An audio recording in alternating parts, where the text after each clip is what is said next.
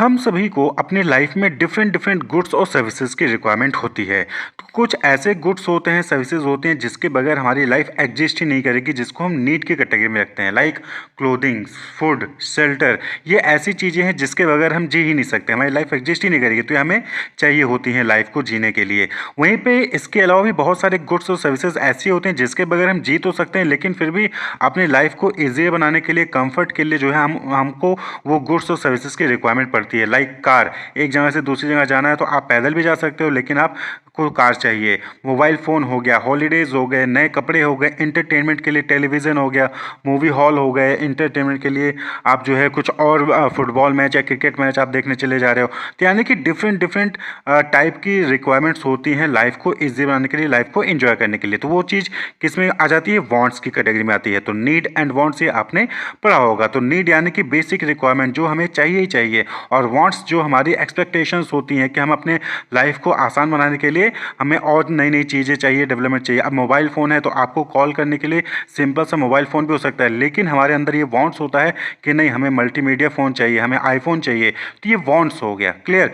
तो अब ये सभी रिसोर्सेज जो गुड्स और सर्विसेज हैं, ये सब कैसे डेवलप होती हैं? इन सबको डेवलप करने के लिए हमें रिसोर्सेज की रिक्वायरमेंट पड़ती है, लाइक लैंड, लेबर, कैपिटल। इन सब का यूज़ करके ही हम ये गुड्स और सर्विसेज जो है वो क्या करते हैं? प्रोवाइड करते हैं।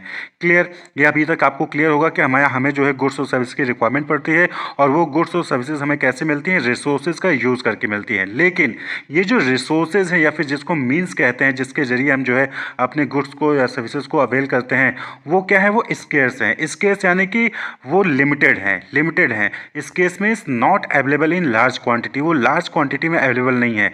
और साथ ही साथ ये जो रिसोर्सेज हैं, इनका हम अल्टरनेटिव यूज़ भी कर सकते हैं। यानी कि ज़रूरी नहीं है कि जैसे लैंड हो गया, तो लैंड को आप जो है अनाज उगाने के लिए भी यूज़ कर सकते हो। उस लैंड पे आप जो है कोई स्कूल, कॉलेज, बिल्डिंग या पार्क बना सकते हो। तो अल्टरनेटिव यूज़ कर सकते हो रिसोर्सेज का। क्लियर? तो जो हमारी गुड्स और सर्विसेज हमको चाहिए होती हैं, वो हमें रिसोर्सेज से मिलती हैं, और रिसोर्सेज का यूज़ करके हम जो है वो गुड्स और सर्विसेज अवेल कर सकते हैं। लेकिन जो रिसोर्सेज हैं वो स्केर्स हैं, लिमिटेड हैं, और उनका अल्टरनेटिव यूज़ होता है। तो ऐसे केस में जब हमारे पास रिसोर्सेज लिमिटेड होती हैं, स्केर्स होती हैं, और उनका अल्टरनेटिव यूज़ होता है, तो उस केस में जो ह्यूमन बींग्स हैं वो क्या करते हैं? बेस्ट अल्टरनेटिव जो एक्शन होता है, फिर बेस्ट अल्टरनेटिव यूज़ होता है रिसोर्सेज का, उसको सिलेक्ट करने की कोशिश करते हैं, और साथ ही साथ उस रिसोर्सेज का मैक्सिमम यूटिलाइज करने की कोशिश करते हैं। So there is need of choosing the best alternative and maximum utilisation of resources. क्यों? क्योंकि रिसोर्सेज लिमिटेड हैं, रिसोर्सेज स्केर्स हैं, और उनका अल्टरनेटिव यूज़ है। तो आपको जो है अल्टरनेटिव यूज़ में से बेस्ट अल्टरनेटिव यूज़ जो है करना है, और साथ ही साथ मैक्सिमम यूटिलाइज करना है रिसोर्सेज का। सपोज कि आप कंज्यूमर हैं, या फिर इंडिविजुअल, या फिर हाउस होल्ड हैं, तो आपके पास एक जो है इनकम आती होगी, लिमिटेड इनकम आती होगी। तो उस इनकम को आपको कितना कंज्यूम करना है और कैसे कंज्यूम करना है, ये आपको डिसाइड करना होता है। इसी तरीके से आप एक प्रोड्यूसर हैं, आपका कोई फर्म है, या फिर फार्म चलाते हैं, या फिर आपकी कोई फैक्ट्री है, शॉपकीपर हैं आप, या फिर बैंक है आपका, या फिर आप ट्रांसपोर्टर हैं। तो आपको ये डिसाइड करना होता है कि आपको क्या प्रोड्यूस करना है, what to produce, how much to produce, कितना प्रोड्यूस करना है, एंड हाउ टू प्रोड्यूस, कैसे प्रोड्यूस करना है, जिससे कि आप जो है बेस्ट अल्टरनेटिव रिसोर्सेज का यूज़ कर सकें और मैक्सिमम यूटिलाइज कर सकें। इसी तरीके से अगर आप एक लेबर हैं, तो आपको ये चूज़ करना पड़ता है कि आपको अल्टरनेटिव ऑक्यूपेशन, भाई आप लेबर हैं तो बहुत सारे ऑक्यूपेशन हैं, तो कौन सा ऑक्यूपेशन चूज़ करें जिससे कि, या फिर कौन सा प्लेस चूज़ करें जिससे कि आप ज़्यादा से ज़्यादा अर्निंग कर सकें, ज़्यादा से ज़्यादा आप जो है अपना यूटिलाइजेशन कर सकें। तो ये एज अ लेबर आपको यहाँ पर डिसाइड करना होता है। इसी तरीके से गवर्नमेंट है, तो गवर्नमेंट को चूज़ करना पड़ता है कि किस तरीके से टैक्स लिया जाए, किससे टैक्स लिया जाए, कितना टैक्स लिया जाए, ठीक है, और कितना उसमें से खर्च किया जाए, जिससे कि सोशल वेलफेयर हो सके और सोशल कॉस्ट जो है वो कम हो, और मैक्सिमाइज किया जा सके सोशल वेलफेयर को। तो इस तरीके से यानी कि क्या है कि हर फील्ड में, हर एरिया में जो है वहाँ पे चॉइस होता है, और बेस्ट अल्टरनेटिव यूज़ जो है वहाँ पे आपको चूज़ करना पड़ता है, बीइंग अ ह्यूमन बीइंग। तो being a consumer, being a producer, being a labour, या फिर गवर्नमेंट के रूप में आप किस तरीके से अपने लिमिटेड रिसोर्सेज को यूज़ करते हो, कंज्यूम करते हो, उनका यूज़ करते हो कुछ प्रोड्यूस करने के लिए, जिससे कि आपकी जो एंडलेस वांट्स हैं वो सेटिस्फाई हो सके, और साथ ही साथ आपका जो है मैक्सिमाइज गेन हो, यानी कि आपका गेन भी जो है वो मैक्सिमाइज हो, ज़्यादा से ज़्यादा आपको प्रॉफिट हो। तो उसकी स्टडी को ही क्या कहते हैं? इकोनॉमिक्स कहते हैं। तो thus economics is fundamentally the study of how people allocate their limited resource resources to produce and consume goods and services to satisfy their endless want with the objective of maximizing their gains। तो किस तरीके से जो people हैं वो अपने limited resources को allocate करते हैं कोई भी चीज़ प्रोड्यूस करने के लिए और उसको कंज्यूम करने के लिए वो गुड्स और सर्विसेज को, जिससे कि उनकी जो वांट्स है वो भी सेटिस्फाई हो और साथ ही साथ उनका गेन जो है वो यानी कि जो उनका मुनाफा है, फ़ायदा है, वो भी मैक्सिमाइज हो। तो इसकी स्टडी को ही क्या कहा गया? इकोनॉमिक्स कहा गया। इसीलिए इसको क्या कहते हैं? इकोनॉमिक्स को सोशल साइंस कहते हैं, यानी कि किस तरीके से जो सोसाइटी में लोग हैं वो बिहेव करते हैं, कैसे वो जो है प्रोडक्शन कर रहे हैं, कंज्यूमशन कर रहे हैं, कैसे वो डिसीजन मेकिंग कर रहे हैं, चॉइस जो अल्टरनेटिव चॉइसेस हैं उसको जो है सेलेक्ट करते हैं, कैसे किस तरीके से वो अपने गेन को मैक्सिमाइज करते हैं, उसकी स्टडी को ही कहा गया इकोनॉमिक्स कहा गया। तो economics as a social science studies how people make their choices. तो वर्ड है इकोनॉमिक्स से, इकोनॉमिक वर्ड जो है डिराइव किया गया है ग्रीक वर्ड ओकियोनोमिया से।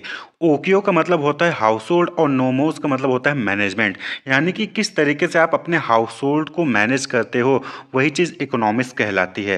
यानी कि आप किस तरीके से रिसोर्सेज का यूज करके प्रोडक्शन कर रहे हो, उसको कंज्यूम कर रहे हो और अपने प्रॉफिट को, अपने गेन को मैक्सिमाइज कर रहे हो। तो एरिस्टोटल जो कि ग्रीक फिलोसफर हैं, उन्होंने इकोनॉमिक्स को कहा कि economics is a science of house hold management. तो इकोनॉमिक्स क्या है? हाउस होल्ड मैनेजमेंट है, यानी कि किस तरीके से आप food, shelter, clothing, education, treatment, यानी जो भी आपकी वांट्स हैं उसको फुलफिल करने के लिए आप जो है रिसोर्सेज को किस तरीके से यूज करते हो, कैसे गेन को मैक्सिमाइज करते हो। तो that is house hold management. Clear? तो इकोनॉमिक्स के अलग अलग डेफिनेशंस दिए गए हैं। तो wealth oriented definition of economics की बात करें तो इन 1776 एडम स्मिथ इन्होंने एक बुक लिखी, बुक पब्लिश की, an inquiry into the nature and cause of wealth of nation. तो जिसमें उन्होंने इकोनॉमिक्स को डिफाइन किया कि economics is a science of wealth, यानी कि यहाँ पे हम वेल्थ की स्टडी करते हैं। इकोनॉमिक्स क्या है? जहाँ पर हम वेल्थ की स्टडी करते हैं कि किसी ह्यूमन बीइंग के पास, किसी कंट्री के पास कितना वेल्थ है।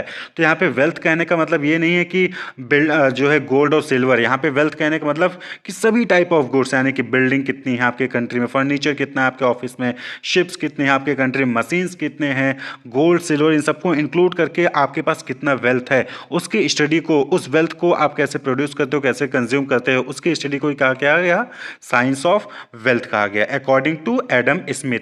इसी तरीके से दूसरा जो डेफिनेशन है that is material welfare oriented definition of economics है। तो इसको जो है बाद में, यानी कि एडम स्मिथ के बाद में एल्फ्रेड मार्शल ने जो है 1922 में, जो कि एक ब्रिटिश नियो क्लासिकल इकोनॉमिस्ट है, उन्होंने डिफाइन किया इकोनॉमिक्स को। क्या कहा?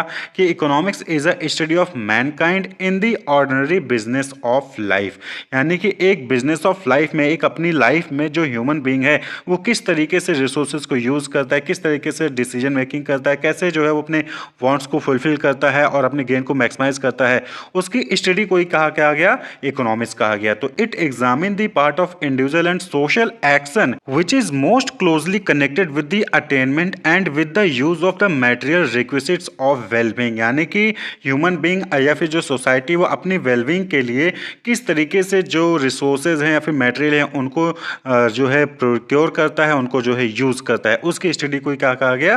That is economics. Clear? According to Alfred Marshall. वहीं पे जो नेक्स्ट डेफिनेशन है वो स्केर्सिटी के बेस पे है। तो scarcity oriented definition of economics जो है वो लियोनेल रॉबिन्स ने 1932 में दी। उन्होंने क्या कहा कि economics is the science which studies human behaviour as a relationship between ends and scarce means which have alternative use, यानी कि जो इकोनॉमिक है वो एक ऐसा साइंस है जो कि ये स्टडी करता है कि किस तरीके से जो ह्यूमन बीइंग है वो जो लिमिटेड रिसोर्सेज होते हैं, फिर स्केर्स रिसोर्सेज होते हैं जिसके अल्टरनेटिव यूजेस होते हैं, उसको किस तरीके से यूज करता है अपने गोल को, अपने वांट्स को अचीव करने के लिए, अपने नीड को फुलफिल करने के लिए, उसकी स्टडी को ही कहा गया इकोनॉमिक्स कहा गया। क्लियर?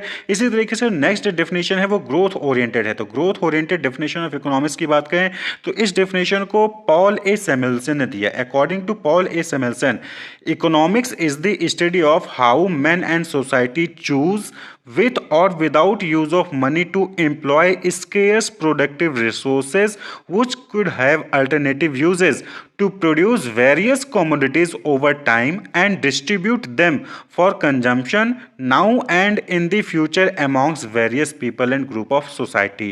तो यहाँ पे डिफिनेशन को समझिएगा।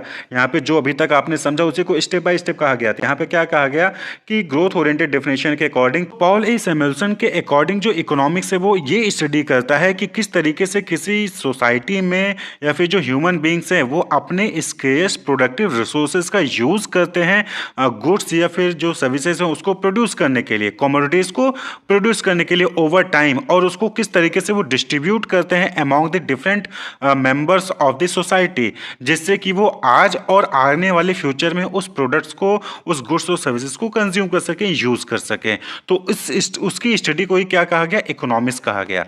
यानी कि यहाँ पे ओवरऑल क्या कहा जा रहा है कि जो स्केर्स रिसोर्सेज हैं, जो लिमिटेड रिसोर्सेज हैं, जिसके अल्टरनेटिव यूजेज हैं, उसको किस तरीके से चूज करना है और किस तरीके से उसको जो है यूज करके प्रोडक्ट या फिर कमोडिटीज डेवलप करना है, जिससे हम आज जो हमारी नीड है उसको फुलफिल कर सके, साथ ही साथ जो फ्यूचर में हमारी नीड होगी या फ्यूचर में जो लोग होंगे उनकी नीड भी फुलफिल हो जाए, उसकी स्टडी को ही क्या कहा गया, इकोनॉमिक्स कहा गया according to the Paul A Samuelson. ये क्या है, ग्रोथ ओरिएंटेड है, यानी कि आज की जो नीड है हमारी वो भी फुलफिल हो, साथ ही साथ फ्यूचर की भी नीड हमारी फुलफिल हो, फ्यूचर में जो लोग होंगे उनकी नीड भी फुलफिल हो, इसलिए इसको growth oriented definition of economics कहा गया। पॉल ए सैमुअल्सन ने यह भी कहा कि economics analyse the cost and the benefit of improving pattern of resource use, यानी कि जो हम रिसोर्स को यूज़ करने का जो पैटर्न है उसको इम्प्रूव करने में जो भी कॉस्ट आ रहा है, जो भी उससे बेनिफिट आ रहा है, उसको एनालाइज करना भी इकोनॉमिक्स कहलाता है।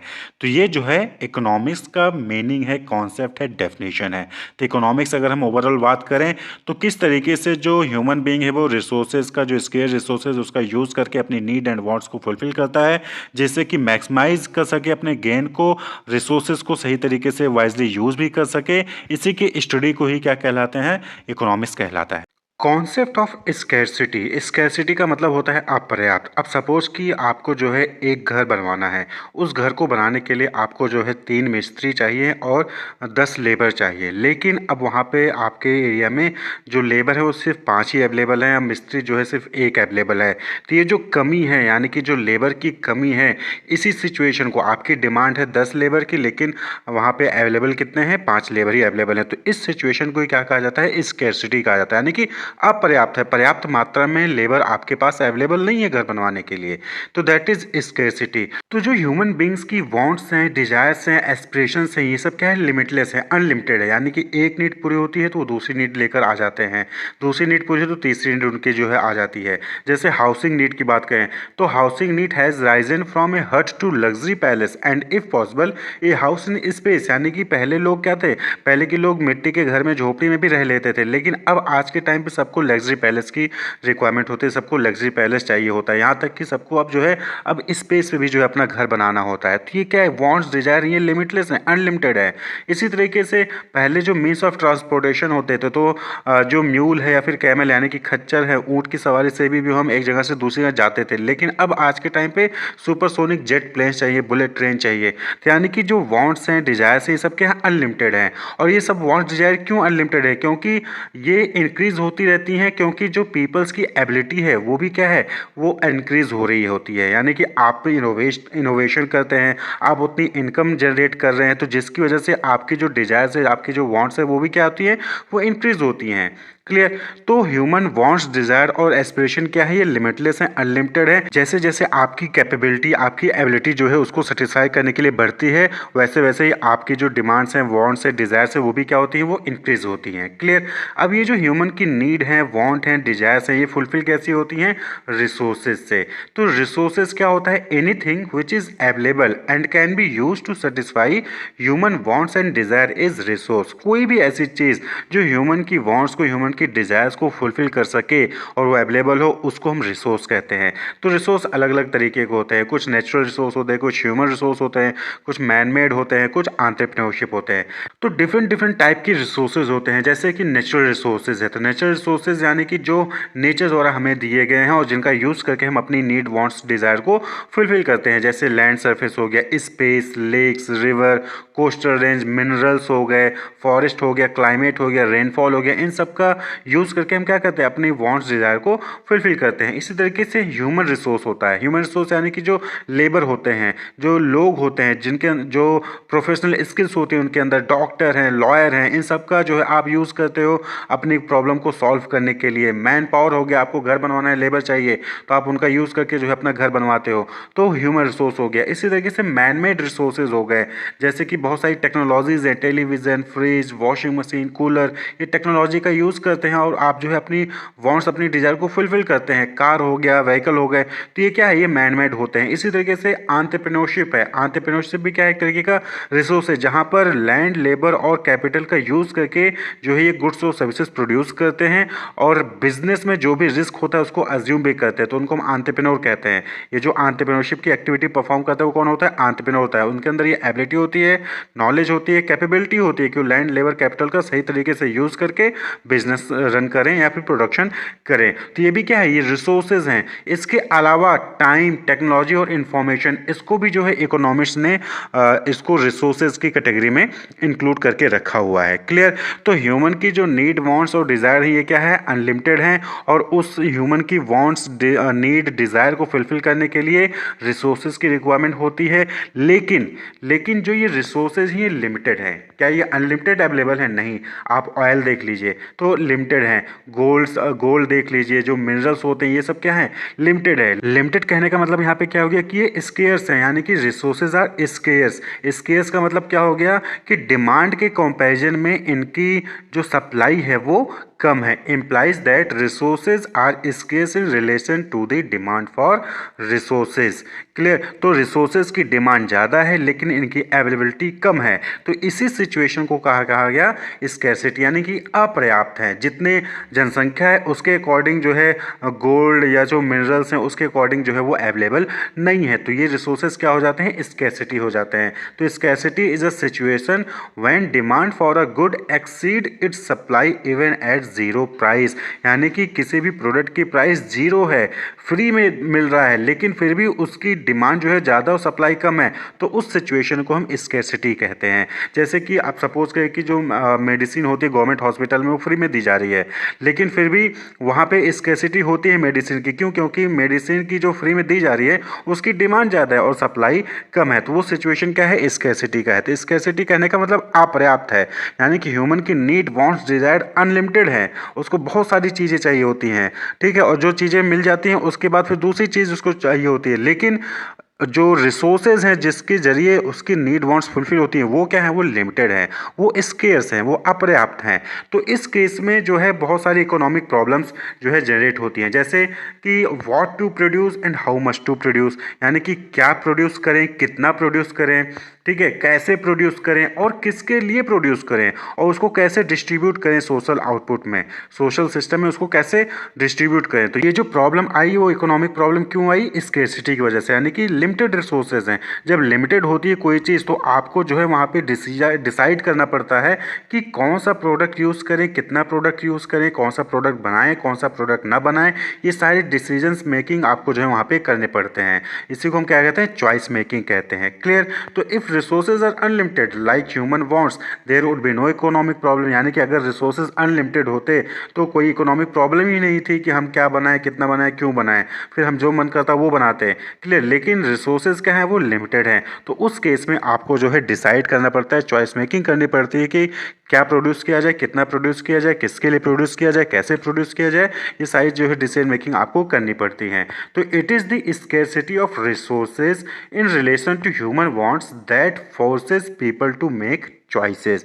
तो ये जो स्कैरसिटी ऑफ रिसोर्सेज है वही है जो ह्यूमन बीइंग को जो है चॉइस मेकिंग करने के लिए फोर्स करता है। Make their choices between the economic goals they want to achieve, उनको क्या इकोनॉमिक गोल अचीव करना है उसको जो है उनको चॉइस करना पड़ता है। Between the goods and services they want to produce, कौन सा गुड्स और सर्विस जो है हम प्रोड्यूस करें, कौन सा गुड्स सर्विस प्रोड्यूस ना करें, इसके लिए उनको जो है चॉइस करना पड़ता है। Between the alternative use of their resources with the objective of maximising their gains, यानी कि उनको जो है अपने जो भी उनके पास रिसोर्सेज हैं उसका अल्टरनेटिव यूज़ वो कैसे कर सकते हैं जिससे कि वो अपने गेन्स को मैक्सिमाइज कर सके। सपोज कि आपके अकाउंट में 10 लाख रुपए रखे हैं, तो अब 10 लाख रुपए को आप जो है या तो अकाउंट में रख लीजिए जहाँ पे आपको 2-3% बैंक से इंटरेस्ट मिल जाता है, या फिर आप उसको कहीं इन्वेस्ट कर सकते हैं, चाहे आप SIP में इन्वेस्ट कर दीजिए, चाहे आप FD कर दीजिए, चाहे आप RD करवा लीजिए, चाहे आप जो है पोस्ट ऑफिस की स्कीम में इन्वेस्ट कर सकते हैं। तो अल्टरनेटिव यूज़ हैं, तो आपको यहाँ पर चॉइस करना पड़ता है कि आपको अपने रिसोर्सेज को किस तरीके से बेस्ट यूज़ करना है जिससे कि गेन आपका जो प्रॉफिट है वो मैक्सिमाइज हो। तो इकोनॉमिक्स क्या है? इकोनॉमिक्स यही तो है। इकोनॉमिक्स क्या है? एक सोशल साइंस है जो कि एनालाइज करता है कि किस तरीके से जो पीपल हैं यानी कि जो इंडिविजुअल है या सोसाइटी है वो चॉइसेस बनाते हैं, किस तरीके से वो डिसीजन मेकिंग लेते हैं और किस तरीके से वो ऑप्टिमम यूटिलाइज करते हैं अपने रिसोर्सेज को। ऑप्टिमम यूटिलाइजेशन करने का मतलब यहाँ पे हो गया कि फाइंडिंग मोस्ट एडवांटेजियस सिचुएशन या फिर आप ये कह लीजिए बेस्ट अल्टरनेटिव को यूज़ करते हैं। तो यही चीज़ क्या है? ऑप्टिमम यूटिलाइजेशन है। तो कॉन्सेप्ट ऑफ स्केर्सिटी में इतना ही है कि जो रिसोर्सेज हैं वो लिमिटेड हैं, वो स्केर्स हैं, अपर्याप्त हैं और जो ह्यूमन की नीड वांट्स डिमांड है वो अनलिमिटेड है। क्लियर? तो इसको जो है इसकी वजह से क्या होता है कि यहाँ पर जो ह्यूमन बींग्स हैं उनको जो है चॉइस मेकिंग करनी पड़ती है कि वो क्या चीज़ बनाएं, कितना बनाएं, कैसे बनाएं और कैसे उसको डिस्ट्रीब्यूट करें।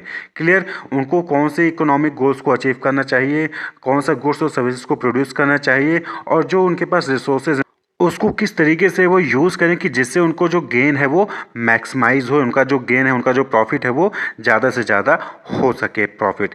यही चीज़ क्या है? कॉन्सेप्ट ऑफ स्कैर्सिटी है। Micro and macro economics. देखिए जो word micro and macro word है ये ग्रीक वर्ड माइक्रोस एंड मैक्रो से डिराइव किया गया है। माइक्रो जो है वो माइक्रोस ग्रीक वर्ड से डिराइव किया गया और मैक्रो जो है वो मैक्रोस ग्रीक वर्ड से डिराइव किया गया है। तो जो माइक्रो का मतलब होता है वो होता है स्मॉल यानी कि छोटा। जो आप माइक्रोस्कोप से छोटी छोटी चीज़ें देख लेते हो ना तो दैट इज़ माइक्रो। माइक्रो यानी कि स्मॉल। वहीं पे मैक्रोस का मतलब होता है लार्ज यानी कि बड़ा। क्लियर? तो किसी भी कंट्री की इकोनॉमी में बहुत सारे प्रोड्यूसर, बहुत सारे सप्लायर, बहुत सारे कस्टमर्स होते हैं। क्लियर? तो जब आप जो है अलग अलग प्रोड्यूसर, अलग अलग कस्टमर या फिर सप्लायर के इकोनॉमिक बिहेवियर को स्टडी करते हो, अलग अलग इंडिविजुअल कस्टमर, इंडिविजुअल प्रोड्यूसर हो गए या फिर इंडिविजुअल इकोनॉमिक वेरिएबल्स हो गए, उनको जब आप स्टडी करते हो तो वो चीज़ माइक्रो इकोनॉमिक्स कहलाती है। यानी कि जो फर्म ए है वो किस तरीके से जो है अपना प्रोडक्शन कर रही है, क्या प्रोडक्ट बना रही है, कैसे जो है रिसोर्स को एलोकेट करिए उसको आप स्टडी कर रहे हो।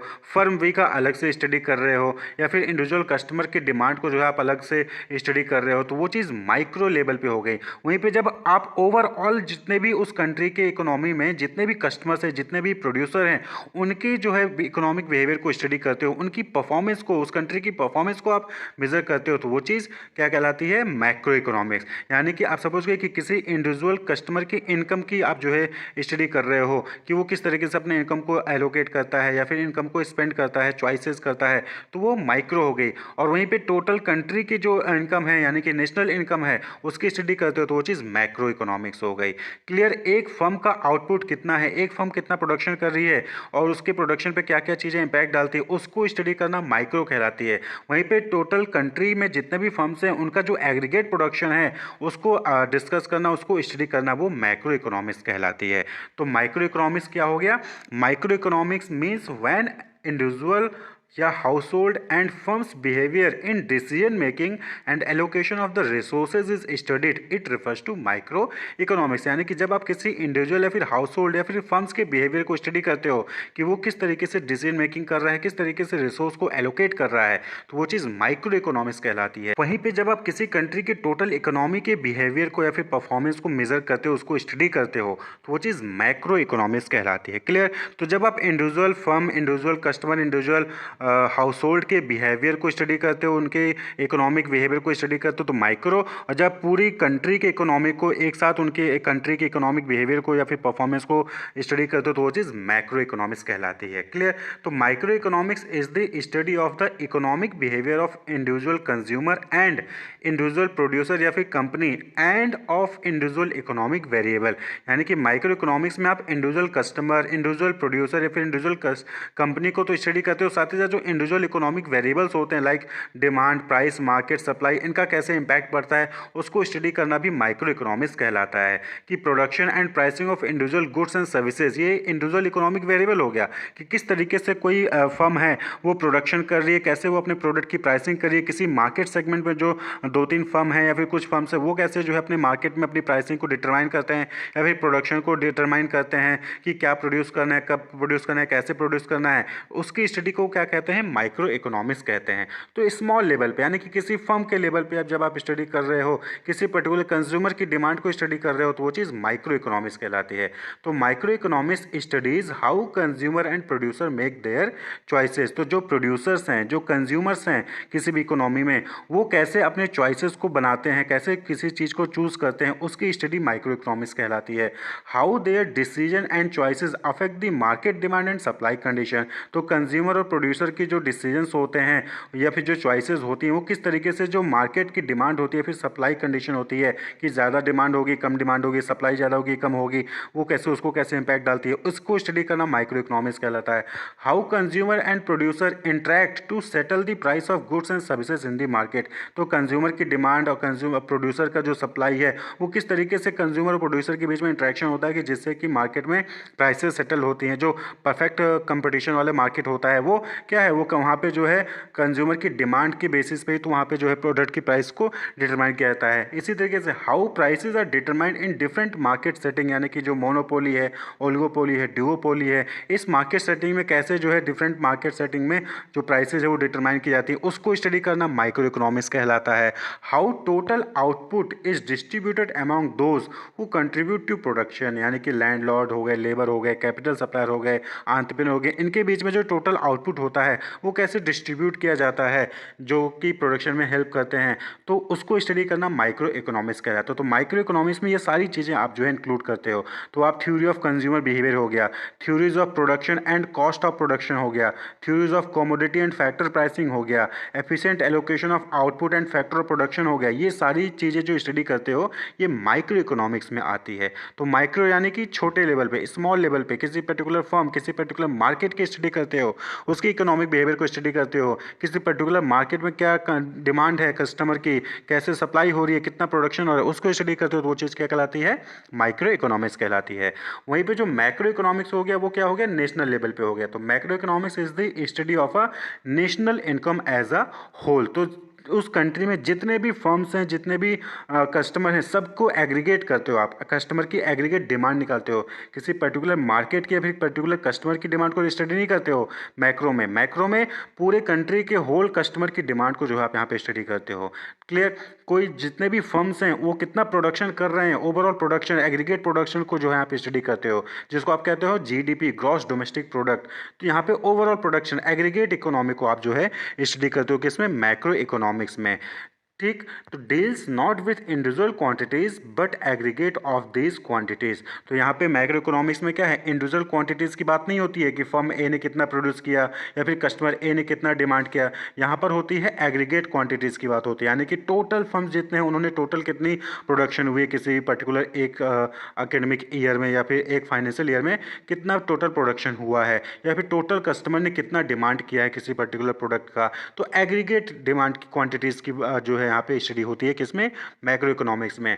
Not with individual incomes, deals not with individual incomes but with the national income, यानी कि जो माइक्रो इकोनॉमिक्स है वो इंडिविजुअल इनकम्स को डिस्कस नहीं करता है, इंडिविजुअल इसको कोई स्टडी नहीं करता, बल्कि यहाँ पे नेशनल इनकम को स्टडी किया जाता है। Deals not with the individual prices but with price labels. तो मैक्रो में प्राइस लेबल जो है वहाँ पे डिस्कस किया जाता है, डील किया जाता है, इंडिविजुअल प्राइसेस से डील नहीं किया जाता है मैक्रो में। Deals not with individual output but the national output. तो मैक्रो में क्या होता है कि यहाँ पे जो है इंडिविजुअल कंपनी कितना प्रोडक्शन कर रही है, इंडिविजुअल कंपनी कितना आउटपुट दे रही है, उसको स्टडी नहीं किया जाता, बल्कि नेशनल आउटपुट को डिस्कस किया जाता है कि यानी कि ओवरऑल कितना प्रोडक्शन हो रहा है किसी भी कंट्री में, उसको जो है यहाँ पे डिस्कस किया जाता है, जो आप जीडीपी जीएनपी पढ़ते हैं। तो macro economics focuses on issues that affect Nations and the world economy like GDP, GNP, national income, inflation, employment rate, general price level. तो ओवरऑल जो कंट्री का इकोनॉमिक बिहेवियर होता है उसको स्टडी करना मैक्रो इकोनॉमिक्स कहलाता है। और जो इंडिविजुअल लेवल पे जो है आप स्टडी करते हो, किसी पर्टिकुलर मार्केट को इकोनॉमिक बिहेवियर को स्टडी करते हो, किसी पर्टिकुलर सप्लायर या प्रोड्यूसर की बिहेवियर को, कस्टमर की बिहेवियर को स्टडी करते हो, तो वो चीज़ माइक्रो इकोनॉमिक्स कहलाती है। मैक्रो इकोनॉमिक्स और माइक्रो इकोनॉमिक्स के बीच में डिफरेंस क्या है, तो macro economics analyse the economy as a whole, यानी कि कंट्री को देखता है, वहीं पे micro economics analyse individual component of the economy. Macro economics studies aggregate economic behaviour जैसे कि behaviour of aggregate economic agents on aggregate economic markets. वहीं पे माइक्रो इकोनॉमिक्स में क्या होता है, study economic behaviour of individual unit. यहाँ macro में एग्रीगेट सभी का देखते हैं, माइक्रो में एक इंडिविजुअल यूनिट का देखते हैं। Deals with the economic issue that affect the entire economy and most of society, micro economics में होता है। वहीं पे micro economics deals with the decision making of certain firm, एक फर्म को देखा जाता है, वहाँ पे जो डिसीजन लेते हैं उसको देखा जाता है, और एक किसी कस्टमर को कैसे वो अफेक्ट करता है उसको देखा जाता है। माइक्रो इकोनॉमिक्स में studies aggregate variable such as gross domestic product, national income, aggregate demand, aggregate supply, ये सब चीज़ें। वहीं पे micro economics studies such as variable as the amount of firm output, एक फर्म से कितना आउटपुट निकल रहा है, कितना इनपुट जा रहा है, कितनी कंज्यूमर इनकम हो रही है, क्वांटिटी कितनी डिमांड हो रही है, कितनी सप्लाई की जा रही है किसी फर्म से। Positive and normative economics, suppose कि स्टूडेंट का एक ग्रुप है, यानी कि एक ग्रुप है जिसमें बहुत सारे स्टूडेंट हैं अलग अलग फैमिली से, क्लियर। और इन सभी स्टूडेंट को इनके पेरेंट्स यानी कि इनके घर से इनको पॉकेट मनी मिलती है, लेकिन ये जो स्टूडेंट हैं, these student spend their all pocket money in playing video games instead of saving. तो यहाँ पे ये पाया गया कि ये जो स्टूडेंट हैं, इनको जो फैमिली से इनके जो है पॉकेट मनी मिलती है, वो सारे पॉकेट मनी वो क्या करते हैं, वो वीडियो गेम खेलने में जो है स्पेंड कर देते हैं, खर्च कर देते हैं, उसमें से वो कोई भी पैसा बचाते नहीं हैं, क्लियर। तो अब यहाँ पे इस चीज़ को जो है दो अलग अलग ग्रुप ऑफ इकोनॉमिस्ट देखते हैं। तो कुछ इकोनॉमिस्ट क्या कहते हैं, फ्यू इकोनॉमिस्ट बोलते हैं कि these student should save their money for future expenses in education और they should buy books etcetera. यानी कि कुछ इकोनॉमिस्ट ऐसे होंगे जो इस बिहेवियर को देखेंगे, इस इकोनॉमिक बिहेवियर को स्टूडेंट के देखेंगे, और वो क्या कहेंगे, वो एक जजमेंट पास करेंगे कि इन स्टूडेंट को इनको अपना पैसा बचाना चाहिए, जिससे कि वो फ्यूचर में कोई एक्सपेंस होता है या फिर एजुकेशन में कोई फीस देनी है, कोई बुक परचेज करनी है, तो उसमें खर्च कर सकें। वो एक जजमेंट पास करते हैं ये इकोनॉमिस्ट। वहीं पे कुछ ऐसे इकोनॉमिस्ट होते हैं जो जो इकोनॉमिक बिहेवियर को स्टडी करते हैं, और फिर वो जो है उसमें से फैक्ट्स और फिगर्स को फाइंड आउट करते हैं कि जैसे कि उन्होंने कितना खर्चा किया, इस एक एक स्टूडेंट कितना रुपए जो है वीडियो गेम में खर्च कर रहा है, कब खर्च करता है, क्लियर। और अगर यही पैटर्न रहा इनका खर्च करने का, तो आगे चल के 1 साल में 2 साल में वो कितना खर्च कर देंगे। तो इस तरीके से जो है वो फैक्ट और फिगर को कैलकुलेट करता है, क्लियर। तो एक ही इकोनॉमिक बिहेवियर है, कुछ स्टूडेंट हैं वो लोग जो है वीडियो गेम पे पैसा खर्च करते हैं, सेविंग नहीं करते हैं, ये इकोनॉमिक बिहेवियर हो गया। अब इस इकोनॉमिक बिहेवियर को कुछ इकोनॉमिस्ट स्टडी करते हैं, और वो जो है उसमें से फैक्ट और फिगर्स निकालते हैं कि कितना खर्च करते हैं, कब खर्च करते हैं, आगे अगर यही पैटर्न रहा तो आगे कितना खर्च कर सकते हैं वो लोग वीडियो गेम पे। वहीं पे कुछ इकोनॉमिस्ट ऐसे होते हैं जो इस बिहेवियर को देखते हैं, और वो जो है वैल्यू जजमेंट पास करते हैं कि स्टूडेंट को जो है वीडियो गेम में पैसा खर्च नहीं करना चाहिए, बल्कि बुक्स परचेज करना चाहिए, उसको सेव करना चाहिए, फ्यूचर इन्वेस्टमेंट में कहीं पे इन्वेस्ट कर देना चाहिए। इस तरीके से वो जजमेंट पास करते हैं। तो आपने देखा कि यहाँ पे दो टाइप के जो है आपको स्टेटमेंट मिले, कुछ इकोनॉमिस्ट ने अपने जजमेंट पास किए, कुछ इकोनॉमिस्ट ने वहाँ पे जो है फैक्ट और फिगर को एनालाइज किया, ऑब्जेक्टिव स्टडी किया, यानी फैक्ट्स को स्टडी किया। तो जो इकोनॉमिस्ट जजमेंट पास किए उसी को हम नॉर्मेटिव इकोनॉमिस्ट या फिर स्टेटमेंट कहते हैं। वहीं पे वो इकोनॉमिस्ट जिन्होंने फैक्ट और फिगर को स्टडी किया, ऑब्जेक्टिव स्टडी किया, सिचुएशन को, इकोनॉमिक बिहेवियर को उन्होंने स्टडी किया और उसमें से फैक्ट और फिगर्स को निकाला, तो उसको हम पॉजिटिव इकोनॉमिक्स या फिर पॉजिटिव स्टेटमेंट कहते हैं, क्लियर। तो ये कॉन्सेप्ट है पॉजिटिव एंड नॉर्मेटिव इकोनॉमिक्स है, यानी कि क्या हो रहा है, कैसे हो रहा है, ये चीज़ें स्टडी करना ही क्या कहलाता है, पॉजिटिव इकोनॉमिक्स। वहीं पे ये होना चाहिए था, ऐसा करना चाहिए था, ठीक, तो ये चीज़ क्या होगी, ये नॉर्मेटिव इकोनॉमिक्स होगी। नॉर्मेटिव यानी नॉर्म्स, यानी रूल्स बना देते हैं कि आपको ऐसा करना चाहिए था, तो वो नॉर्मेटिव हो गया। पॉजिटिव क्या क्या चीज़ें हुई पास्ट में, क्या चीज़ें हो रही हैं, क्या चीज़ें हो सकती हैं, इसको स्टडी करना पॉजिटिव इकोनॉमिक्स हो गया, क्लियर। तो यहाँ पे हम बात करें कि पॉजिटिव इकोनॉमिक्स की, तो पॉजिटिव इकोनॉमिक्स क्या हो गया, an objective stream of economics that relies on fact और व्हाट इज हैपनिंग। यानी कि ये पॉजिटिव इकोनॉमिक्स एक ऐसा इकोनॉमिक्स स्ट्रीम ऑफ इकोनॉमिक्स है जहाँ पर फैक्ट्स को स्टडी किया जाता है, जहाँ पर क्या चीज़ हो रही है उसको स्टडी किया जाता है, उसको जो है कंसीडर किया जाता है।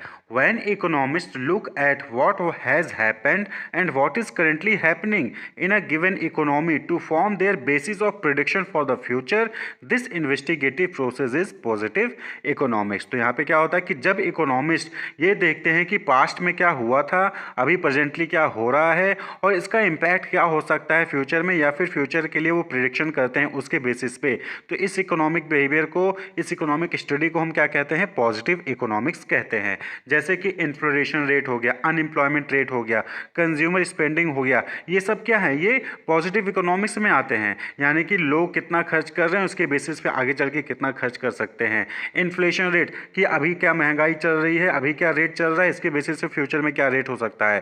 तो ये सब पॉजिटिव इकोनॉमिक्स में आ जाते हैं।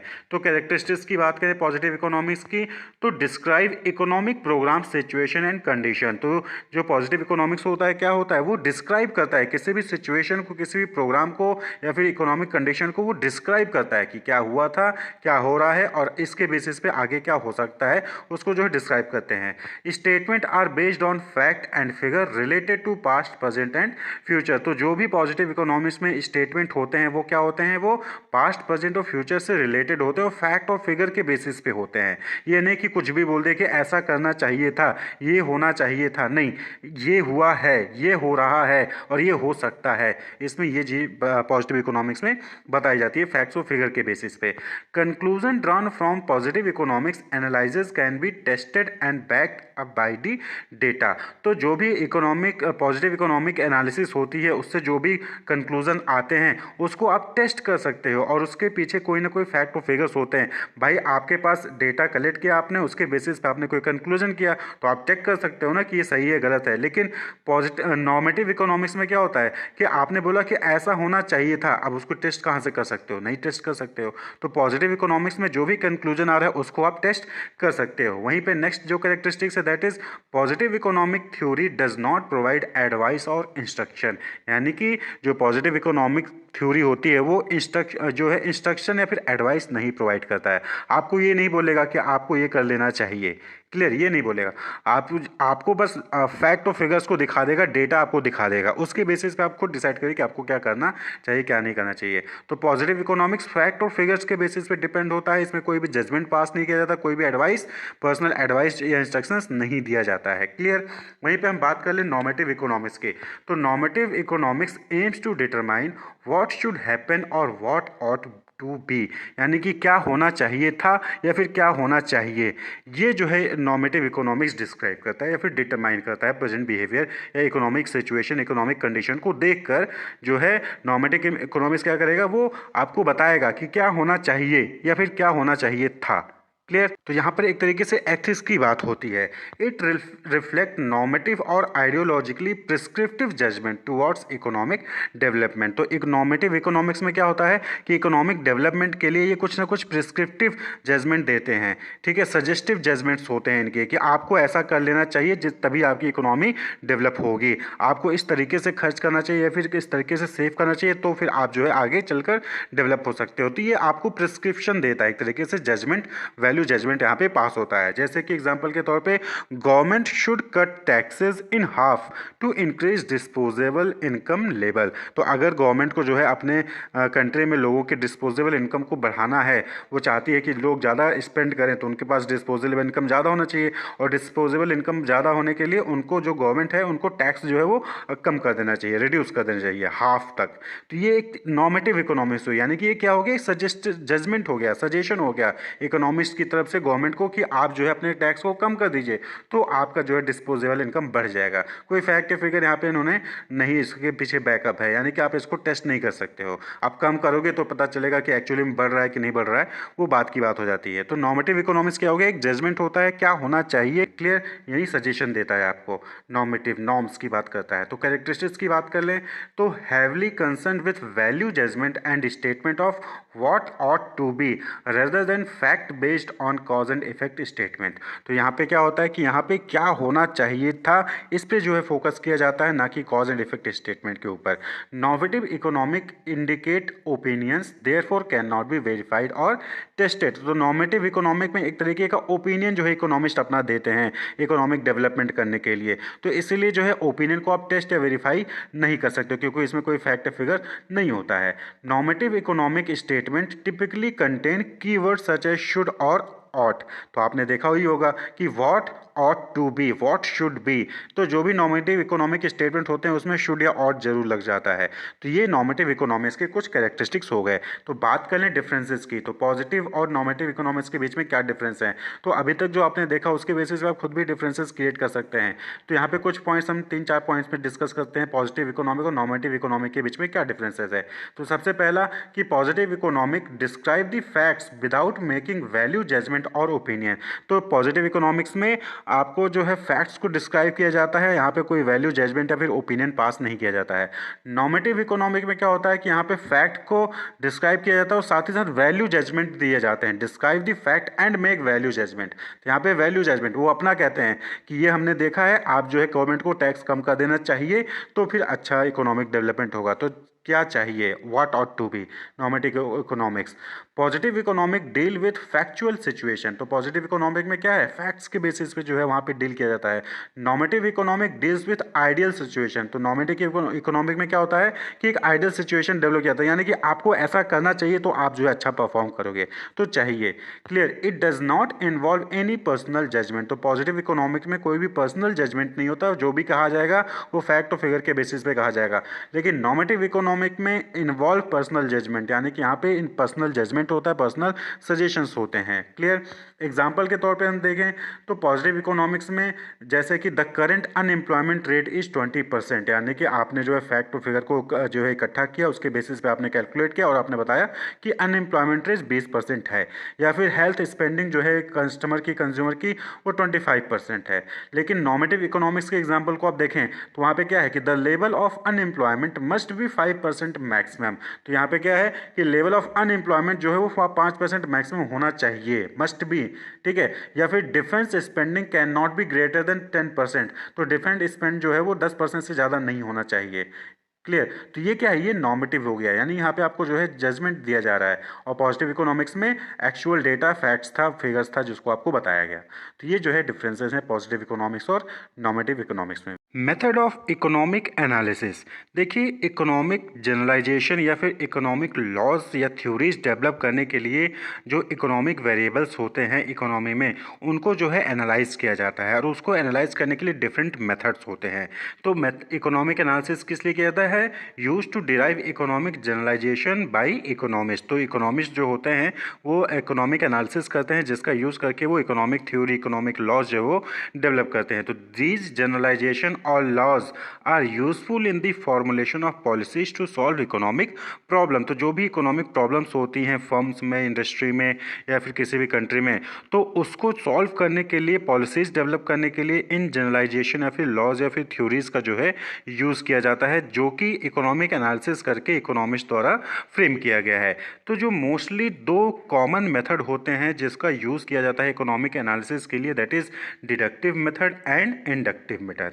तो इस वीडियो में हम डिडक्टिव मेथड और इंडक्टिव मेथड यही डिस्कस करने वाले हैं। तो सबसे पहले हम डिडक्टिव मेथड डिस्कस करेंगे। तो एग्जाम्पल से शुरू करते हैं। अब आपने लॉ ऑफ डिमांड तो पढ़ा ही होगा। तो लॉ ऑफ डिमांड क्या कहता है कि जब भी किसी प्रोडक्ट की प्राइस इंक्रीज होगी तो उसकी डिमांड जो है, उस प्रोडक्ट की डिमांड क्या होगी, डिक्रीज होगी। ये आपने एक जनरलाइजेशन, एक लॉ है, एक रूल है, आपने ये पढ़ा है कि लॉ ऑफ डिमांड ये कहता है कि जब भी किसी प्रोडक्ट की प्राइस जो है इंक्रीज होती है तो जो उस प्रोडक्ट की डिमांड है वो डिक्रीज होती है। एक्सेप्शन को छोड़ दें तो जनरल ये एक लॉ फॉलो किया जाता है। ठीक है। तो अब इकोनॉमिस्ट ने क्या किया कि एक कंपनी ए है, कंपनी ए को देखा उन्होंने, कंपनी ए ने डिसाइड किया कि वो जो है अपने प्रोडक्ट की प्राइस को इंक्रीज करेगी, वो अपने प्रोडक्ट को प्राइस को इंक्रीज करेगी। तो अब उस लॉ के बेसिस पे कंपनी ए के लिए ये डिसाइड किया गया कि अगर कंपनी ए जो है वो प्राइस के चेंज करती है, इंक्रीज करती है, तो उस कंपनी के प्रोडक्ट की डिमांड क्या हो जाएगी, डिक्रीज हो जाएगी। तो hints the demand of product of company A will decrease. तो कंपनी ए की जो प्रोडक्ट की डिमांड है वो क्या हो जाएगी, डिक्रीज हो जाएगी, अगर कंपनी ए जो है वो अपने प्राइस को इंक्रीज करता है। तो ये क्या हो गया, ये इकोनॉमिक एनालिसिस हो गया यूजिंग डिडक्टिव मेथड, यानी कि आपने एक जनरल रूल से, एक लॉ से, एक थ्योरी से के बेसिस पे आप एक पर्टिकुलर कंपनी के इकोनॉमिक वेरिएबल को आप जो है एनालाइज कर पाए। क्लियर। तो डिडक्टिव मेथड, तो यहाँ पे क्या हो गया कि here we goes from general to specific, या फिर आप कह लीजिए यूनिवर्सल टू पर्टिकुलर, और इसी को हम क्या कहते हैं, डिडक्टिव मेथड ऑफ एनालिसिस कहते हैं। तो डिडक्टिव मेथड ऑफ एनालिसिस में क्या हो गया कि deductive means using knowledge about things that are generally true in order to think about and understand particular situation और प्रॉब्लम। तो यहाँ पे डिडक्टिव मेथड में क्या होता है कि जो जनरली ट्रू होता है, यूनिवर्सली ट्रू होता है, उसका यूज़ करके जब आप किसी पर्टिकुलर स्पेसिफिक प्रॉब्लम को, सिचुएशन को समझने की कोशिश करते हैं, उसको एनालाइज करने की कोशिश करते हैं, तो वो चीज़ डिडक्टिव मेथड कहलाता है। In this method reasoning proceed from general to particular और फ्रॉम यूनिवर्सल टू इंडिविजुअल। तो एक लॉ ऑफ डिमांड क्या है, ये यूनिवर्सल रूल है, आप कहीं पे भी हो, किसी भी कंट्री में हो, कि लॉ ऑफ डिमांड हर जगह एप्लीकेबल होगा कि अगर कोई प्राइस बढ़ा रहा है तो डिमांड उस प्रोडक्ट की क्या हो जाएगी, डिक्रीज हो जाएगी। तो ये जनरल रूल है। अब इसका यूज़ करके आप जो है पर्टिकुलर कंपनी ए के लिए आपने जो है क्या किया, अंडरस्टैंड किया, समझा कि कंपनी ए अगर प्राइस बढ़ाएगी तो उसके प्रोडक्ट की डिमांड क्या हो जाएगी, कम हो जाएगी। क्लियर। तो inferences are drawn from general cases to establish the particular case. तो जनरल केसेस से जो है एक पर्टिकुलर केस के लिए इन्फ्रेंसेस ड्रॉ करने के लिए इसका जो है डिडक्टिव मेथड का यूज़ किया जाता है। तो डिडक्टिव मेथड के प्रोसेस की बात करें, यानी कि क्या क्या स्टेप्स फॉलो किए जाते हैं डिडक्टिव मेथड का यूज़ करके एनालिसिस करने के लिए। तो सबसे पहले आपके पास एक प्रॉब्लम ऑफ हिस्ट्री होनी चाहिए, यानी कि आप किस चीज़ का एनालिसिस करने जा रहे हैं, वो सिचुएशन, वो प्रॉब्लम जो है आपके पास होनी चाहिए। फिर उस प्रॉब्लम से रिलेटेड आप जो है कुछ अजम्पशंस बनाएंगे, कुछ पोस्टुलेट जो है वो बनाएंगे। इनिशियली सर्टेन अजम्पशंस और पोस्टुलेट्स आर मेड। फिर इसके बेसिस पे, यानी कि उस अजम्पशन के बेसिस पे आप सर्टेन लॉजिकल कंक्लूजन जो है वो ड्रॉ करेंगे, जिसको हम हाइपोथेसिस कहते हैं, जो कि एक टेस्टेबल हाइपोथेसिस होता है। तो आपके सामने पहले एक प्रॉब्लम हुई, उस प्रॉब्लम को लेकर आपने एक अजम्पशन बनाया, अजम्पशन के बेसिस पे आपने कुछ लॉजिकल हाइपोथेसिस या फिर लॉजिकल कंक्लूजन जो है आपने ड्रॉ किए उस अजम्पशंस के बेसिस पे। फिर जो हाइपोथेसिस है उसको आप क्या करते हो, टेस्ट करते हो, यानी कि जो फैक्ट्स आपने ऑब्जर्व किए उस फैक्ट्स के बेसिस पे उस हाइपोथेसिस को आप टेस्ट करोगे। क्लियर। अगर उस हाइपोथेसिस की टेस्टिंग में हाइपोथेसिस जो है एक्सेप्ट हो जाता है तो वो फिर क्या बन जाता है, थ्योरी बन जाती है। यानी कि आपने एक माना था कि अगर प्राइस जो है बढ़ेगी तो डिमांड डिक्रीज हो जाएगी, ये आपने माना, ये हाइपोथेसिस माना, और जो आपने टेस्ट किया, टेस्ट करने के बाद आपको ये चीज़ सही में कंफर्म हो गया कि हाँ प्राइस बढ़ी तो डिमांड घटी, तो ये क्या बन गई, एक थ्योरी बन गई।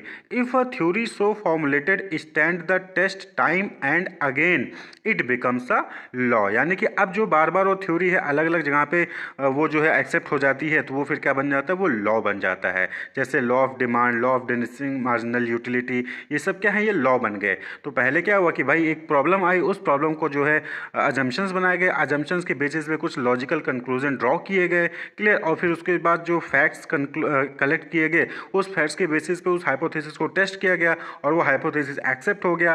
फिर हाइपोथेसिस एक्सेप्ट हो जाता है तो थ्योरी बन जाती है, और जब थ्योरी हर जगह एप्लीकेबल हो जाता है और हर टाइम बार बार टेस्ट करने पे वो सेम रिजल्ट देता है, तो वो क्या बन जाता है, वो लॉ बन जाता है। तो that is deductive method process, यानी कि यहाँ पे एक जनरल से आपने एक स्पेसिफिक की तरफ आप चले गए। तो डिडक्टिव मेथड को अलग अलग नाम से भी आप जो है बुलाते हैं, जैसे कि एनालिटिकल मेथड भी कहते हैं इसको हम, एब्स्ट्रैक्ट मेथड या फिर ए प्रायोरी मेथड भी हम इसको कहते हैं। अब हम बात कर ले इंडक्टिव मेथड के।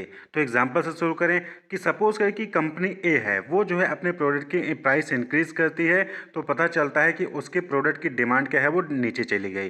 Company A increases the price of a product, the demand of the product goes down. इसी तरीके से आपने कंपनी बी को ऑब्जर्व किया, तो कंपनी बी ने प्राइस को इंक्रीज किया तो उसकी डिमांड भी जो है वो नीचे चली गई। इसी तरीके से आपने कंपनी सी को ऑब्जर्व किया, तो कंपनी सी ने प्राइस को डिक्रीज किया। जब प्राइस को डिक्रीज किया तो आपने देखा कि उसके प्रोडक्ट की डिमांड बढ़ गई। आपने कंपनी ए को देखा कि उसने प्राइस को इंक्रीज किया, उसकी डिमांड घट गई। कंपनी बी को देखा कि उसने प्राइस को इंक्रीज किया, उसकी डिमांड घट गई। लेकिन कंपनी सी को देखा कि उसने प्राइस को डिक्रीज किया तो उसकी प्रोडक्ट की डिमांड बढ़ गई। तो अब आप क्या देखेंगे, अब इसके बेसिस पे आप जो है यहाँ पे कॉज एंड इफेक्ट रिलेशनशिप आप जो है बना सकते हैं। कॉज एंड इफेक्ट क्या है कि प्राइस में कोई भी चेंज करने से डिमांड में जो है चेंज हो रहा है। कैसा चेंज हो रहा है, इन्वर्सली। इन्वर्सली यानी कि प्राइस को बढ़ाओगे तो डिमांड घटेगी, प्राइस को घटाओगे तो डिमांड बढ़ेगी। ये आपने जो है अलग अलग 3 कंपनियों में आपने जो है इस पैटर्न को ऑब्जर्व किया।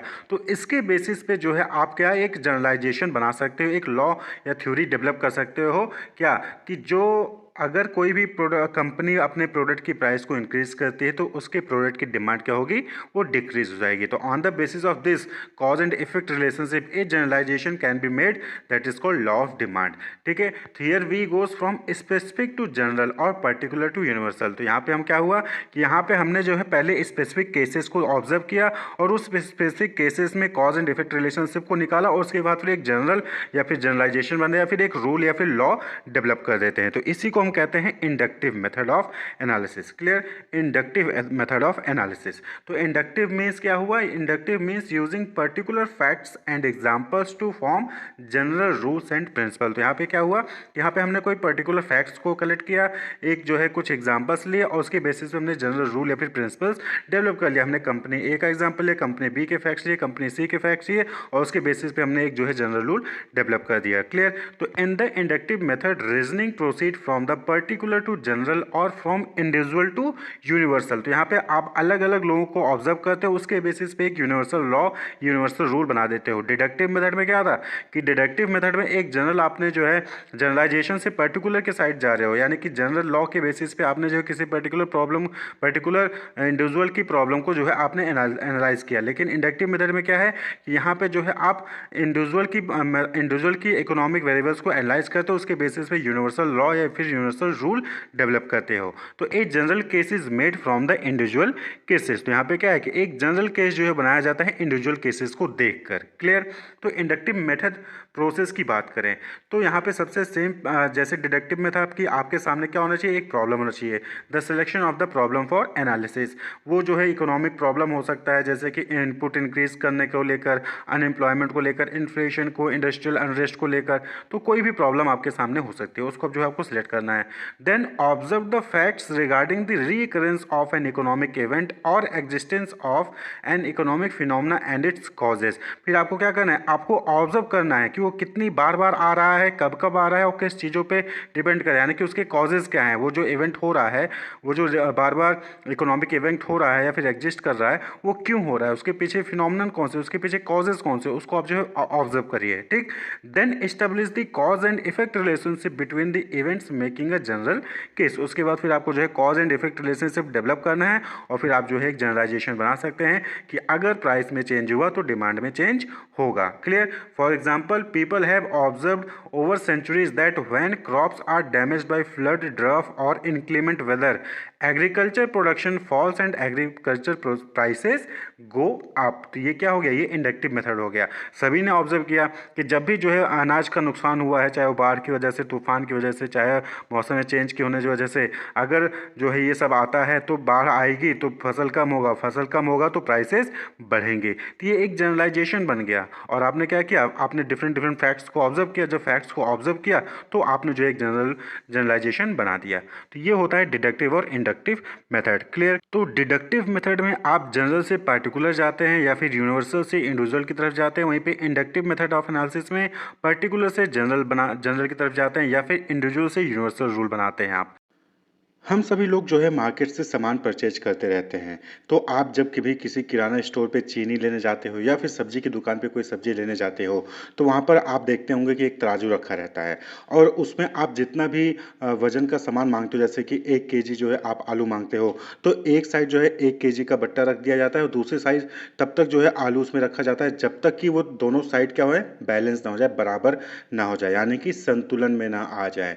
दोनों साइड जब तक वो संतुलन में ना हो जाए तब तक जो है उसमें आलू रखा जाता है। क्लियर।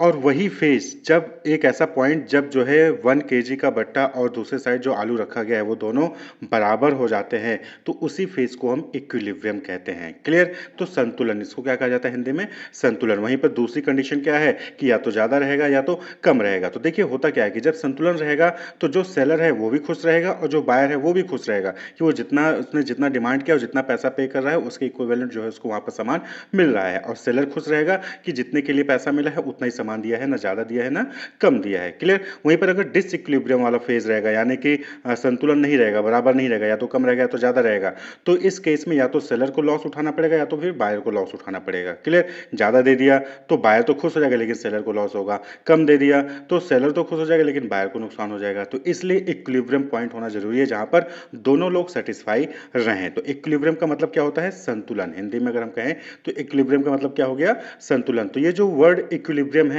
इसको लैटिन वर्ड एक्विलिब्रियम से डिराइव किया गया है, जिसका मतलब होता है इक्वल बैलेंस। किसका मतलब होता है, इक्वल बैलेंस। क्लियर। तो इक्विलिब्रियम लैटिन वर्ड एक्विलिब्रियम से डिराइव किया गया और इसका मतलब होता है इक्वल बैलेंस, यानी कि बराबर।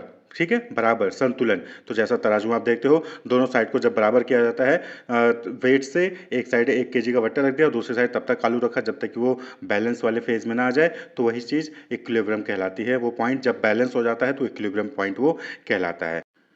तो जैसा कि आप तराजू में देखते हैं कि वहाँ पर क्या होता है कि वहाँ पर बैलेंस किया जाता है। एक साइड बट्टे को रखा जाता है, दूसरी साइड सामान को रखा जाता है, और जब दोनों साइड बैलेंस हो जाते हैं तो वो चीज़ इक्विलिब्रियम कहलाती है, और वहाँ पर दोनों लोग, सेलर और बायर, दोनों ही खुश होते हैं, सेटिस्फाई होते हैं। तो एक्चुअली में जो ये इक्विलिब्रियम का कॉन्सेप्ट है ये फिजिक्स से लिया गया है।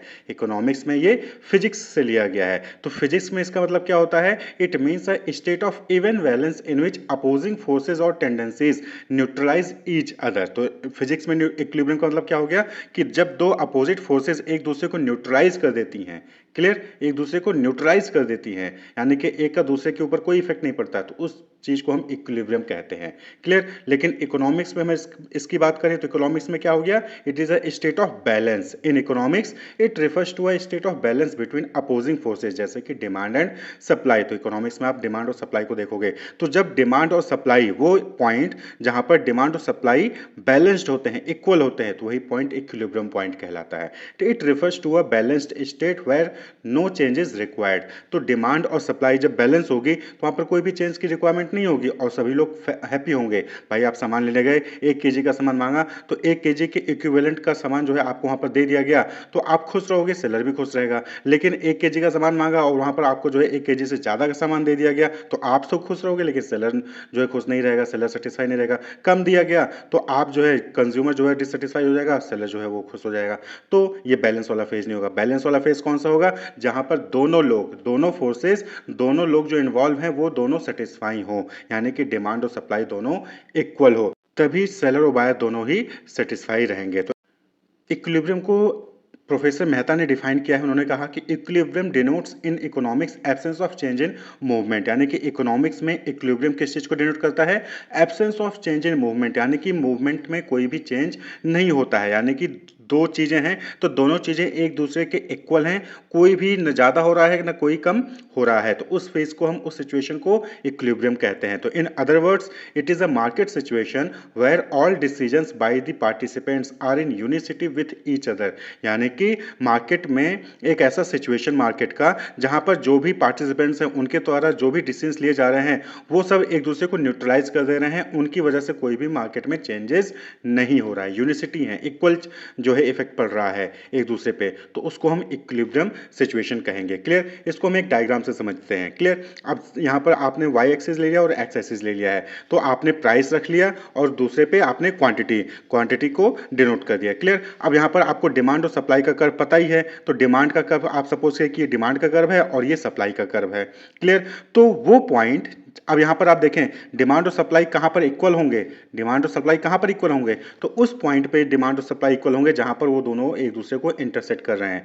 तो यहां पर देखेंगे डायग्राम में, तो डिमांड और सप्लाई एक दूसरे को कहां पर इंटरसेक्ट कर रहे हैं, तो इस पॉइंट पे ये इंटरसेक्ट कर रहे हैं, तो इसी पॉइंट को हम क्या कहेंगे? Equilibrium point. क्यों? क्योंकि यहीं पर डिमांड और सप्लाई दोनों क्या हैं? बराबर हैं, क्लियर। इक्विलिब्रियम यानी कि बैलेंस्ड है, संतुलन में है, तो डिमांड और सप्लाई, जितनी डिमांड है उतनी ही सप्लाई हो रही है, वो पॉइंट कहां पे है? वो ये इंटरसेक्शन पॉइंट है, इसी को हम इक्विलिब्रियम पॉइंट कहते हैं। और इस पॉइंट पे जो भी प्राइस होगा उसको हम इक्विलिब्रियम प्राइस कहेंगे, और इस पॉइंट पे जो भी क्वांटिटी होगी वो इक्विलिब्रियम क्वांटिटी कहलाएगी, क्लियर। तो when demand and supply are equal at a particular price, it is the state of equilibrium.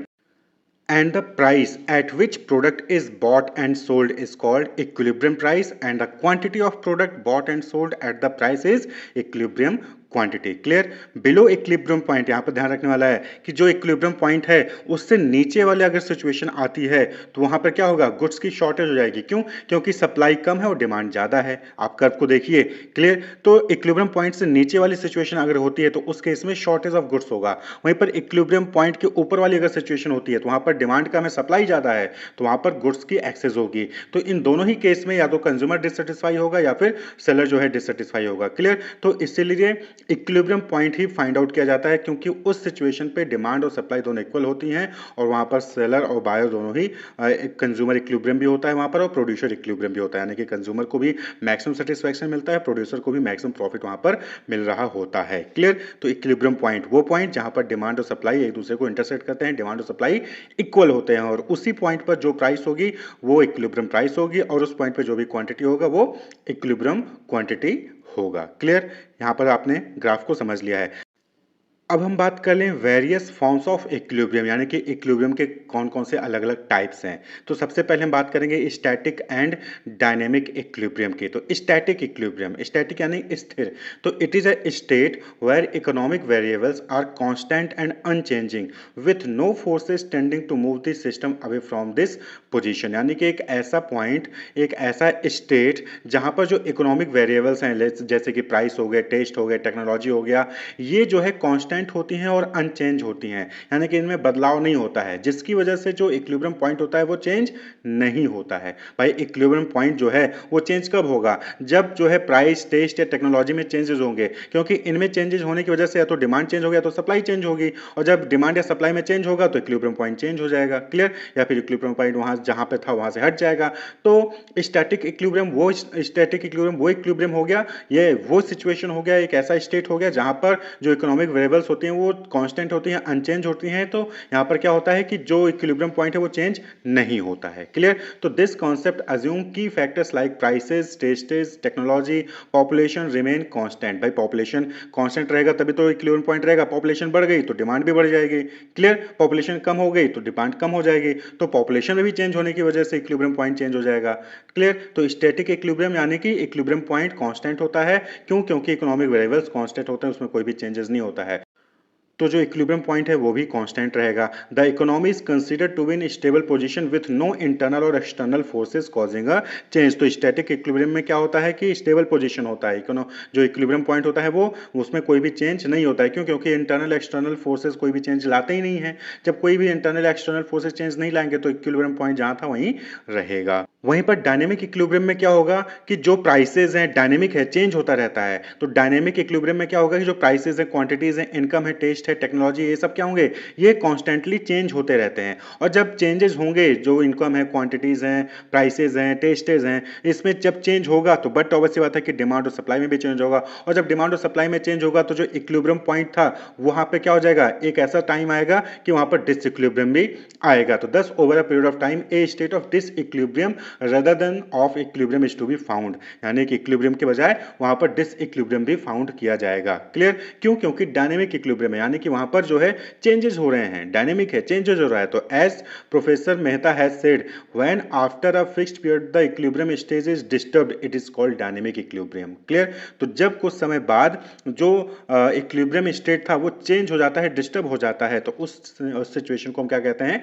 Dynamic equilibrium कहते हैं। क्यों? क्योंकि वहां पर प्राइसेस या फिर इनकम या फिर टेस्ट या टेक्नोलॉजी की वजह से चेंजेस आ गए हैं, और जब चेंजेस आ जाएंगे तो वो स्टेट जो था, इक्विलिब्रियम स्टेट था, वो डिस्टर्ब हो जाएगा और उस सिचुएशन को हम डायनेमिक इक्विलिब्रियम कहेंगे। क्लियर? वहीं पर हम बात कर लें अब अदर कैटेगरी की, तो that is stable, unstable and neutral equilibrium. तो देखिए स्टेबल इक्विलिब्रियम का मतलब क्या हो गया कि any disturbance in the equilibrium situation is self adjusting so that the old equilibrium position is restored. तो स्टेबल इक्विलिब्रियम करने का मतलब क्या हो गया कि कोई भी अगर डिस्टर्बेंस आता है, इक्विलिब्रियम सिचुएशन में कोई भी डिस्टर्बेंस आता है, तो वो खुद ही जो है अपने आप को जो पुराना इक्विलिब्रियम पोजीशन था उसमें रिस्टोर कर लेता है।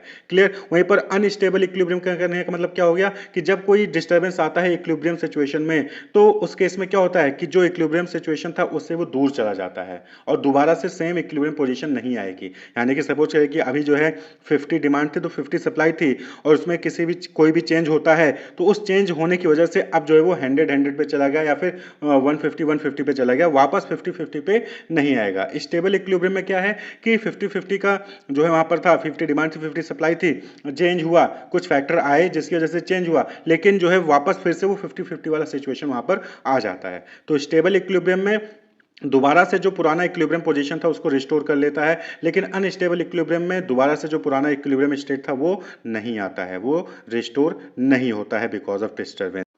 और वहीं पर जो न्यूट्रल इक्विलिब्रियम है, तो यहाँ पर क्या होगा कि जो इनिशियल इक्विलिब्रियम पोजीशन थी वो डिस्टर्ब होगी और एक नया इक्विलिब्रियम पोजीशन जो है वहाँ पर क्रिएट हो जाता है, तो that is neutral equilibrium. Clear. वहीं पर जो नेक्स्ट कैटेगरी है that is partial and general equilibrium. देखिए पार्शियल एंड जनरल इक्विलिब्रियम में एक मेजर डिफरेंस है कि पार्शियल इक्विलिब्रियम में हम किसी particular single market, single sector या फिर किसी सिंगल इंडस्ट्री का ही जो है वहाँ पर हम इक्विलिब्रियम एनालिसिस करते हैं। वहीं पर जनरल इक्विलिब्रियम में हम क्या करते हैं कि ओवरऑल इकोनॉमी की हम जो है वहाँ पर एनालिसिस करते हैं। क्लियर। तो partial equilibrium an analytical framework that examines the equilibrium of a single market और sector by assuming that the price and condition in all other related market remain constant. यहां पर क्या होता है कि पार्शियल है, यानी कि हम सभी को कंसीडर नहीं कर रहे हैं, कुछ को कंसीडर कर रहे हैं और बाकियों को कांस्टेंट रख दिए हैं, तो पार्शियल। तो यहां पर क्या हो रहा है कि हम एग्जामिन करते हैं इक्विलिब्रियम की किसकी, सिंगल मार्केट, किसी सिंगल मार्केट या फिर किसी सिंगल सेक्टर के इक्विलिब्रियम को हम एनालिसिस करते हैं और ये अज्यूम करते हैं कि जो बाकी अदर रिलेटेड मार्केट है वहां पर प्राइस और कंडीशन जो है वो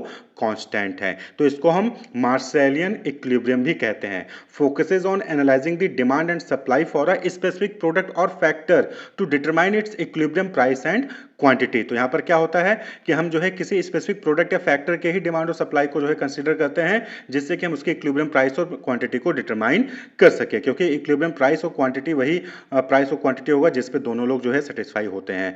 तो it is also known as micro economic analysis.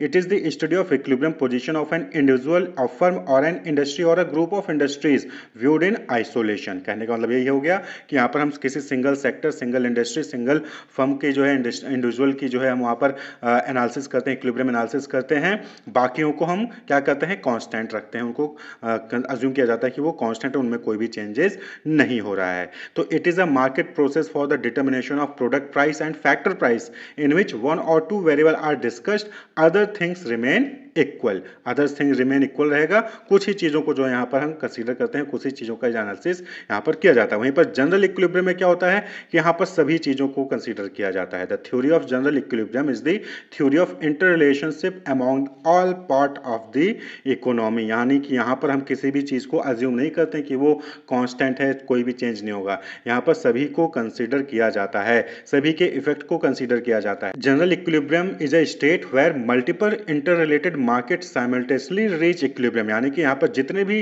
Related markets हैं वो एक साथ इक्विलिब्रियम पॉइंट पे आते हैं। क्लियर। यानी कि जहां पर सप्लाई और डिमांड सभी मार्केट में इक्वल होता है और जो भी डिसीजन मेकिंग यूनिट्स हैं, यानी कि कंज्यूमर्स हो गए, प्रोड्यूसर्स हो गए, उनके खुद के ऑब्जेक्टिव भी फुलफिल हो रहे हैं, यानी कि कंज्यूमर अपना प्रॉफिट, अपना जो यूटिलिटी है मैक्सिमाइज कर रहे हो, प्रोड्यूसर अपना प्रॉफिट मैक्सिमाइज कर रहा है।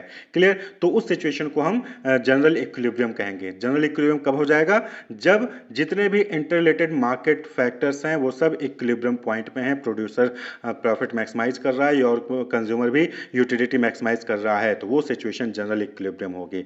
General equilibrium exist when all prices are in equilibrium, each consumer spend his given income in a manner that yields him the maximum satisfaction, all firms in each industry are in equilibrium at all prices and output, and the supply and demand for productive resources are equal at equilibrium price। यानी कि सब लोग, सब चीजें, जो भी factors हैं, जो भी कंज्यूमर्स हैं, प्रोड्यूसर्स हैं, सब क्या हैं, इक्विलिब्रियम पॉइंट पे हैं, तो उस सिचुएशन को हम जनरल इक्विलिब्रियम कहेंगे। क्लियर। और पार्शियल इक्विलिब्रियम में क्या था कि वहां पर हम जो है एक single market, single individual firm को या फिर किसी इंडस्ट्री को ही जो है उसके इक्विलिब्रियम के सिचुएशन को एनालिसिस करते थे, बाकी को हम क्या करते थे, वहां पर बाकी को हम कांस्टेंट समझते थे, जो है उनको अज्यूम किया जाता था कि वो कांस्टेंट है, उनमें कोई भी चेंजेस नहीं हो रहा है, पार्शियल।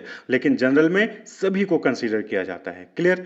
स्टेबल, अनस्टेबल और न्यूट्रल में क्या था कि स्टेबल में जो है पुराना वाला जो इक्विलिब्रियम पोजीशन होता है वो वापस रिगेन कर लेता है, अगर कोई भी चेंजेस होता है तो अनस्टेबल में पुरानी वाली इक्विलिब्रियम पॉइंट जो है दोबारा से रिगेन नहीं हो सकता है और न्यूट्रल में एक नया ही पोजीशन क्रिएट हो जाता है इक्विलिब्रियम का। डायनेमिक में जो फैक्टर्स होते हैं उनमें चेंजेस होता है जिसकी वजह से डिसइक्विलिब्रियम भी आता है, यानी कि जो इक्विलिब्रियम का फेज था वो कुछ समय बाद जो है वो डिसइक्विलिब्रियम फेज में बदल जाता है।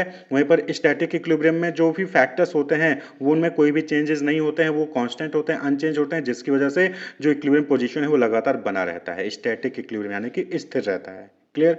तो ये जो है कुछ फॉर्म्स थे इक्विलिब्रियम के। नेचर ऑफ इकोनॉमिक्स, देखिए नेचर का मतलब होता है क्वालिटीज़ या फिर कैरेक्टरिस्टिक्स। तो क्या क्वालिटीज़ हैं, क्या कैरेक्टरिस्टिक्स हैं इकोनॉमिक्स की, तो यहाँ पर हम चार इंपॉर्टेंट नेचर ऑफ इकोनॉमिक्स की बात करेंगे। Economics as a social science. क्यों? क्योंकि यहाँ पर हम ह्यूमन के बिहेवियर को स्टडी करते हैं। इकोनॉमिक्स में ह्यूमन के बिहेवियर को स्टडी किया जाता है। यहाँ पर इकोनॉमिक जो एक्टिविटीज़ हैं पीपल की, उसको जो है स्टडी किया जाता है, एनालाइज किया जाता है। तो जैसे अदर साइंसेज हैं, वहाँ पर जो है प्रॉपरली डेटा को ऑब्जर्व किया जाता है, कलेक्ट किया जाता है, उनको एनालाइज किया जाता है, फिर उसके बेसिस पे थ्योरीज और लॉज जो है वो प्रिपेयर किए जाते हैं। तो इसी तरीके से इकोनॉमिक्स में भी जो है ह्यूमन के बिहेवियर को स्टडी किया जाता है, एनालाइज किया जाता है, ऑब्जर्व किया जाता है, डेटा कलेक्ट किया जाता है, उनको एनालिसिस किया जाता है और उनके बेसिस पे डिफरेंट थ्योरीज और लॉज फॉर्म किए गए, जैसे law of demand, law of supply. Clear? तो ये जो है डिफरेंट लॉज हैं, ये इकोनॉमिक के लॉज हैं जो कि डेटा को कलेक्ट करके उनको एनालाइज करके ही प्रिपेयर किए गए हैं। Focus on scarcity, it address the fundamental problem of unlimited human wants being met by limited resources. तो इकोनॉमिक्स में क्या होता है कि भाई अनलिमिटेड ह्यूमन की वांट्स हैं और उसको किस तरीके से जो रिसोर्सेज हैं जो कि लिमिटेड हैं, लिमिटेड फॉर्म में हैं, उनसे जो है हम सभी की नीड्स को फुलफिल कर सकते हैं। तो उस पर फोकस करता है इकोनॉमिक्स। इसी तरीके से ब्रॉडर स्कोप, यानी कि यहाँ पर सिर्फ इसी चीज़ पे फोकस नहीं होता बल्कि ओवरऑल इकोनॉमी को एग्जामिन किया जाता है। रिसोर्स को किस तरीके से एलोकेट करना है, कैसे प्रोडक्शन पर करना है, डिस्ट्रीब्यूशन किस तरीके से करना है, कंजम्पशन को कैसे करना है, ये सारी चीज़ें जो है यहाँ पर कंसिडर की जाती हैं। तो economics as a social science पहला जो है कैरेक्टरिस्ट हो गया। तो सिर्फ सोशल साइंस नहीं है, इकोनॉमिक्स जो है आर्ट भी है। इकोनॉमिक्स आर्ट क्यों है? देखिए, आर्ट का मतलब क्या हो गया कि किस तरीके से लोग जो different laws and different tools हैं उसका इस्तेमाल करते हैं प्रॉब्लम को सॉल्व करने के लिए। तो इकोनॉमिक्स में भी क्या होता है कि यहाँ पर डिफरेंट लॉज होते हैं, थ्योरीज होती हैं और इसका जो है प्रैक्टिकल एप्लीकेशन होता है इकोनॉमिक प्रिंसिपल्स का to solve the real world problem by the managers. तो जो भी मैनेजर्स हैं वो जो है क्या करते हैं, वो इकोनॉमिक्स के जो भी थ्योरीज है, प्रिंसिपल्स हैं, उनका इस्तेमाल करके रियल वर्ल्ड प्रॉब्लम को सॉल्व करते हैं। तो अलग अलग मैनेजर अलग अलग तरीके से जो है इकोनॉमिक प्रिंसिपल्स का इस्तेमाल करते हैं, उसको जो है प्रॉब्लम को सॉल्व करते हैं। तो इकोनॉमिक क्या है, एक आर्ट भी है। The application require judgement, intuition, creativity, specially when considering the subjective nature of human behaviour, values and societal goals. तो इसीलिए जो है इकोनॉमिक्स क्या है, एक आर्ट है। क्यों? क्योंकि यहाँ पर जो भी प्रिंसिपल्स हैं, जो भी थ्योरीज हैं जो कि हमने साइंस के जरिए बनाई, उसका यहाँ पर प्रैक्टिकल एप्लीकेशन होता है। तो अलग अलग सिचुएशन में अलग अलग तरीके से लोग जो है उस प्रिंसिपल्स का इस्तेमाल करते हैं। तो इसीलिए economics is an art. Clear? Next जो नेचर है इकोनॉमिक्स का, that is economics as a positive science, यानी कि व्हाट इज, यानी कि इकोनॉमिक्स हमें बताता है कि क्या है, क्यों है। Clear? It functions as a positive science, examine facts and cause and effect relationship such as how demand and supply interact, demand और सप्लाई किस तरीके से इंटरेक्ट करते हैं, प्राइस का इंपैक्ट क्या पड़ेगा डिमांड पे। क्लियर? प्राइस कम होगी तो डिमांड पे क्या असर पड़ेगा, प्राइस ज्यादा होती है तो डिमांड पे क्या असर पड़ता है, प्राइस बढ़ती है तो सप्लाई पे क्या असर पड़ता है। तो क्या हो रहा है, ये सारी चीजों को जो है जो इकोनॉमिक्स है वो बताता है। तो इसलिए इकोनॉमिक्स क्या है, एक पॉजिटिव साइंस है, यानी कि it shows the cause and effect relationship, ये हुआ तो इसकी वजह से ये हुआ। क्लियर? तो इकोनॉमिक्स ये बताता है। इसी तरीके से इकोनॉमिक्स ये भी बताता है कि क्या होना चाहिए था, व्हाट ऑट टू बी, यानी economics is as a normative science. Economics normative science भी है which involves value judgement to propose solution and policies for economic problem. Normative science का मतलब क्या हो गया कि जहां पर हम जो है डिफरेंट सॉल्यूशंस जो है वो प्रपोज करते हैं कि किसी भी प्रॉब्लम को सॉल्व करने के लिए क्या होना चाहिए था, व्हाट ऑट टू बी, क्या है, क्यों है, पॉजिटिव साइंस, क्या होना चाहिए था, किस तरीके से प्रॉब्लम को सॉल्व किया जा सकता है, दैट इज नॉर्मेटिव साइंस। तो हमने पॉजिटिव और नॉर्मेटिव साइंस को ऑलरेडी डिटेल डिस्कस कर रखा है, तो अब वो जरूर देख लेंगे। It suggest what should be done to achieve certain economic goals like suggesting policies to reduce unemployment, यानी कि जो नॉर्मेटिव साइंस है ये जो है सजेस्ट करता है कि किस तरीके से जो भी इकोनॉमिक्स गोल्स हैं उसको अचीव किया जा सकता है, किस तरीके से जो इकोनॉमिक प्रॉब्लम है उनको सॉल्व किया जा सकता है। क्लियर? तो that is economics as a normative science. तो ये चार इंपॉर्टेंट नेचर थे, कैरेक्टरिस्टिक्स थे इकोनॉमिक्स के, कि economics as a social science, economics जो है वो आर्ट भी है, इकोनॉमिक्स एक पॉजिटिव साइंस पे, इकोनॉमिक्स जो है वो नॉर्मेटिव साइंस भी है। अब हम बात कर ले स्कोप ऑफ इकोनॉमिक्स की। तो स्कोप का मतलब होता है कि क्या चीज़ें इसमें इंक्लूडेड हैं, प्रोविंस या फिर फील्ड ऑफ स्टडी। प्रोविंस मतलब एरिया ऑफ स्टडी। तो स्कोप मीन्स क्या हम जो है इकोनॉमिक्स में क्या क्या चीज़ें कवर की जाती है, क्या क्या चीज़ें स्टडी की जाती हैं। तो नॉर्मली जो इकोनॉमिक्स है ये जो है पहली चीज़ कि यहाँ पर हम इंडिविजुअल इकोनॉमिक एजेंट्स को उनको जो है स्टडी करते हैं, कैसे वो डिसीजन मेकिंग करते हैं उसको स्टडी किया जाता है, कैसे लिमिटेड रिसोर्सेज को जो है एलोकेट किया जाता है उसको स्टडी किया जाता है, और इसको हम माइक्रो इकोनॉमिक्स कहते हैं। माइक्रो मीन्स स्मॉल लेवल पे। तो जब आप इंडिविजुअल फर्म, इंडिविजुअल कस्टमर या फिर मार्केट को स्टडी करते हो तो that is micro economics. Clear? तो माइक्रो इकोनॉमिक्स और मैक्रो इकोनॉमिक्स इनको भी हमने ऑलरेडी डिटेल में डिस्कस कर रखा है। तो it analyses market, consumer behaviour and the production of goods and services. तो हम इकोनॉमिक्स में मार्केट को एनालाइज करते हैं, कंज्यूमर बिहेवियर को एनालाइज करते हैं, गुड्स का प्रोडक्शन किस तरीके से होता है, डिस्ट्रीब्यूशन कैसे हो रहा है, प्राइसिंग कैसे हो रही है, उसको जो है यहाँ पर एनालाइज किया जाता है। तो इकोनॉमिक्स में ये सारी चीज़ें इंक्लूड होती हैं। तो it covers concept like law of demand, law of supply, consumer and producer equilibrium, utility, production concept, type of market जैसे perfect competition market, monopoly, duopoly, oligopoly, clear, monopsony, duopsony, product की pricing, price discrimination, ये सारे concept जो है जो कि micro economics से related हैं, इनको जो है कवर किया जाता है, स्टडी किया जाता है इकोनॉमिक्स में। और इसी तरीके से इकोनॉमिक्स में सिर्फ माइक्रो लेवल पे नहीं, मैक्रो लेवल पे भी स्टडी किया जाता है। Macro level means overall economic को भी जो यहाँ पर एग्जामिन किया जाता है इकोनॉमिक्स में, जिसको मैक्रो इकोनॉमिक्स कहते हैं। तो यहाँ पर जैसे कि नेशनल इनकम, जीडीपी यानी gross domestic product, GNP, gross national product, unemployment, inflation, business cycle, economic growth, monetary and fiscal policies, ये सारे कॉन्सेप्ट भी जो है पढ़े जाते हैं। ये सारे जो एरियाज हैं इनको भी इकोनॉमिक्स में कवर किया जाता है। तो कहने का मतलब है it includes the study of all the economic activities like the production, exchange, distribution and consumption of goods and services. Clear? तो ये जो है स्कोप ऑफ इकोनॉमिक्स है। स्कोप ऑफ इकोनॉमिक्स कहने का मतलब यही था कि क्या क्या चीज़ें इकोनॉमिक्स में कवर्ड हैं। तो माइक्रो इकोनॉमिक्स की जो भी चीज़ें हैं और मैक्रो इकोनॉमिक्स की जो भी चीज़ें हैं वो सारी चीज़ें इकोनॉमिक्स में कवर्ड होती हैं। क्लियर? तो ये सारे कॉन्सेप्ट जो है आप पढ़ते हैं इन डिटेल, और यही जो है अलग अलग चैप्टर्स बनते हैं आपके सिलेबस के। क्लियर? कि जैसे एक चैप्टर हो गया लॉ ऑफ डिमांड का, एक चैप्टर हो गया कंज्यूमर इक्विलिब्रियम का, एक चैप्टर हो गया मार्केट का। क्लियर? तो ये अलग अलग चैप्टर होता है। इसी तरीके से एक चैप्टर हो गया नेशनल इनकम का। तो यही सारे कॉन्सेप्ट जो है आप इन डिटेल में इकोनॉमिक्स में पढ़ते हैं।